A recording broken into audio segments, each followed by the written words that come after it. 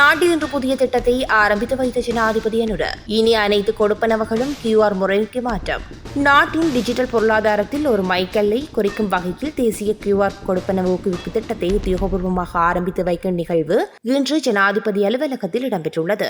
இலங்கையை நாணயங்கள் மற்றும் நாணய தாள்களின் பயன்பாடு குறைந்த ஒரு பொருளாதாரத்தை நோக்கி நகர்த்துவதே இதன் முக்கிய நோக்கமாகும். இந்த திட்டத்தில் இலங்கை தொழில்நுட்ப ரீதியாக எடுக்கும் ஒரு முன்னோக்கிய நகர்வு மட்டுமல்லாது எதிர்கால கொடுப்பனவு முறையை டிஜிட்டல் முறைக்கு மாற்றுவதன் மூலம் நாட்டின் பொருளாதாரத்தை அனைவரும் உள்வாங்கப்பட்ட ஒன்றாக மாற்றும் ஒரு தேசிய வேலை திட்டத்தின் ஒரு முக்கிய முன்னெடுப்பு என்பதை ஜனாதிபதி என்ற குமார திசாநாயக்க இதன் போது தெளிவுபடுத்தியுள்ளார். වඩාත් කාර්යක්ෂමව සිද්ධ කරන්න. ඒ වඩාත් විශ්වසනීයයි, වඩාත් ඉක්මන්, ඒ වගේම වඩාත් කාර්යක්ෂමව වඩාත් ඵලදායී ලෙස සිදු කිරීමේ හැකියාව තිබෙනවා. එහි ගනුදෙනුවයි දැන් ගරු ජනාධිපතිතුමා සහ මහ බැංකුවේදීපතිතුමන් අතර සිදු වුණේ අපි අත්පොලසන් හඩකින් මේ අවස්ථාව අපි වහරගමු. මෙතෙන් සිට මේ රටේ ගනුදෙනුකාර භවතුන්ට තමන්ගේ එදිනෙදා ගනුදෙනු සිදු කිරීමේදී මේ ක්‍රමවේදය භාවිත කරන්න පුළුවන්කමක් ලැබෙනවා. ඉන් අනතුරුව අපි සූදානම් P2M ක්‍රමවේදය ගරු ජනාධිපතිතුමා අතින් ආරම්භ කරන්න. අපිට පුළුවන් මේ ක්‍රමවේදය ඔස්සේ ඕනෑම තැනක ඕනෑම ස්ථානයක පවතින ව්‍යාපාරයකින් භාණ්ඩයක් මිලදී ගත්තට පස්සේ මේ QR ක්‍රමවේදය ඔස්සේ අපේ ගෙවීම් කරන්න පහසුකම සැලසෙනවා. මේ අවස්ථාවට සහභාගී වීම සඳහා මා ආරාධනා කරනවා අරන්දිල් පොතේචු මහත්මයාණත් ඒ වගේම දිනුක පෙරේරා මහත්මයාණත් ඒ වගේම ශ්‍රී ලංකා මහ බැංකුවේ සහකාර අධිපති චමින්ද බණ්ඩාර මහත්මයාණත් ආරාධනා කරනවා. තාක්ෂණය අලුත් තාක්ෂණය වඩාත් දියුණු වෙනවා. මේ කතා කරන මොහොතේදී තාක්ෂණය ඉස්සරහට යනවා. ඊට අනුබද්ධව අපේ එදිනෙදා අවශ්‍යතා ඉටු කරගත යුතුයි. ඒ වෙනුවෙන් ඔන්න අලුත් ක්‍රමවේදය නැත්නම් මෙතෙක් කල අප ළඟ තිබුණු ක්‍රමවේදය கல்முனையில் மறைத்து வைக்கப்பட்டிருந்த 4620 லிட்டர் டீசல் பறிமுதல், சந்தேக நபர் கைது. கல்முனை மாதவன் வீதியில் உள்ள வர்த்தகர் ஒருவரால் மறைத்து வைக்கப்பட்டிருந்த 22 பீப்பாய்களில் அழைக்கப்பட்ட 4620 லிட்டர் டீசலை கல்முனை தலைமையக போலீசார் இன்று கைப்பற்றியுள்ளனர்.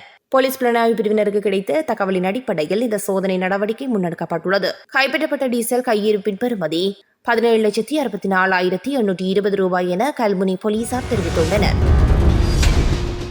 எரிவாயு விலை உயர்வால் நள்ளிரவு முதல் ஒரு பொதி சோறு, கொத்து மற்றும் ஃப்ரைட் ரைஸ் ஆகியவற்றின் விலை 20 ரூபாவால் அதிகரிப்பு.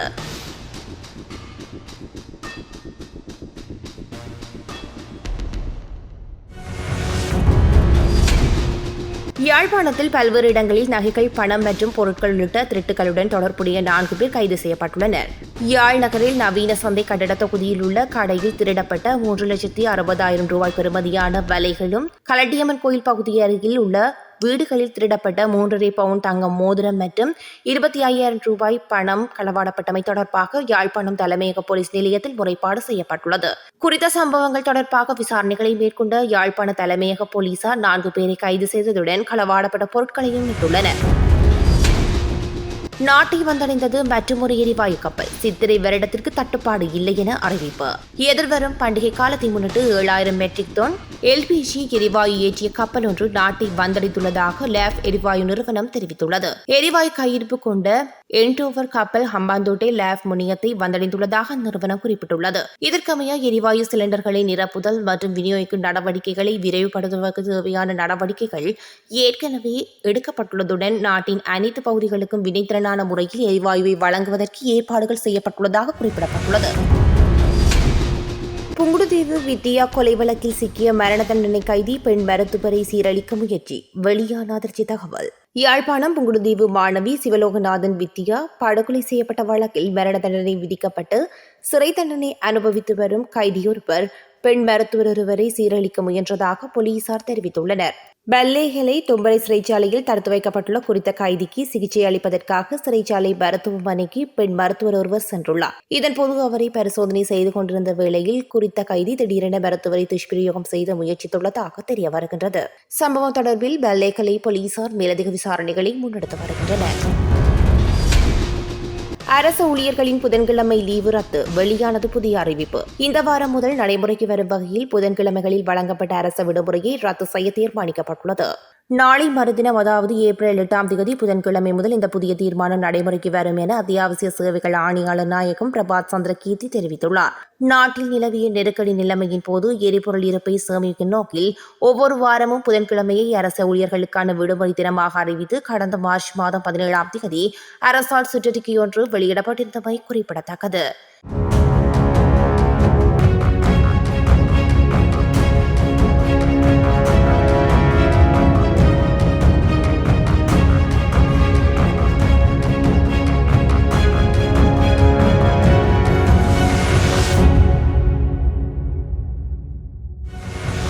සිට නව පද්ධතින් දක්වා පරිවර්තනය කිරීම සඳහා අපි අසමත් වෙලා තිබෙනවා. අසමත් වූ අපිට අවශ්‍ය ප්‍රමාණයෙන් අපි ගොඩනගා ගැනීම සඳහා හැකියාව ලැබිලා නැහැ. ඒක තමයි දැන් අපි හමු තියෙන අභියෝගය. අපි උත්සාහ කරන්නේ මොකද්ද? මෙවැනි සංස්කෘතියක් තියෙන ජනපජාවක් තුළට කොහොමද මේ නව ගෙවීම් පද්ධතියෙන් අපි ගෙන යන්නේ කියන එක තමයි අපේ ප්‍රධාන අභිලාෂය. මේක තමයි ප්‍රධාන අරමුණ දෙන්නේ. ගනුදෙනු පිළිබඳ මම හිතන්නේ ප්‍රශ්නයක් නැහැ. බැංකුත් එක්ක දෛනිකව ගනුදෙනු කරනවා, තැන්පත් කිරීම ගනුදෙනු කරනවා, ව්‍යාපාරිකයන් එක්ක ගනුදෙනු කරනවා, පුද්ගලයන් ගනුදෙනු කරනවා.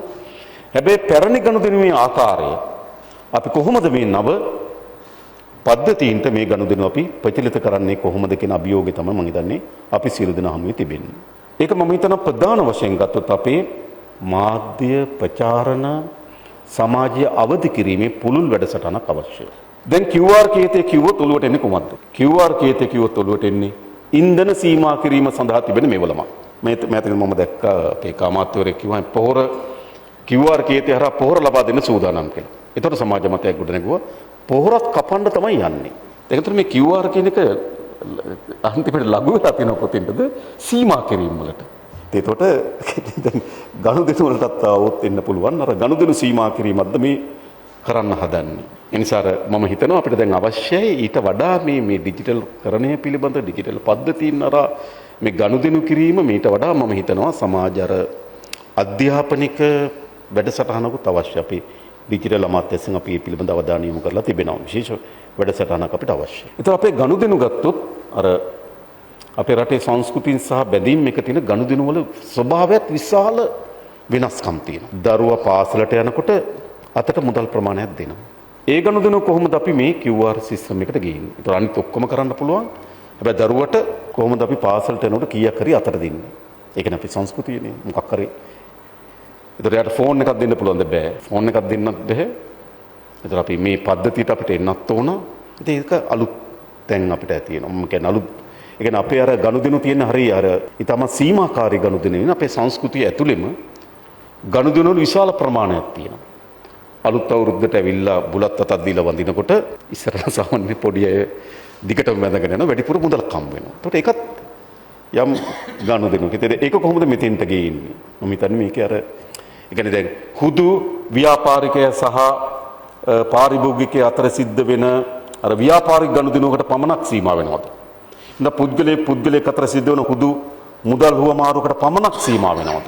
මම හිතන්නේ එහෙම කරොත් මේක සංස්කෘතිය බවට පත් වෙන්නේ නැහැ. ඒක තෝරාගත්තු ශේස්ත්‍රවල. හැබැයි සංස්කෘතිය බවට පත් වෙන්න නම් මේ QR ගනුදෙනුව අපේ සමාජයේ අර බැඳීම් එක්ක ඇති වෙලා තියෙන ඓතිහාසික ගොඩනැගීම් එක්ක තිබෙන සියලු ගනුදෙනු රටාවන් මේ තුලින් නියෝජනය කරන්න ඕන.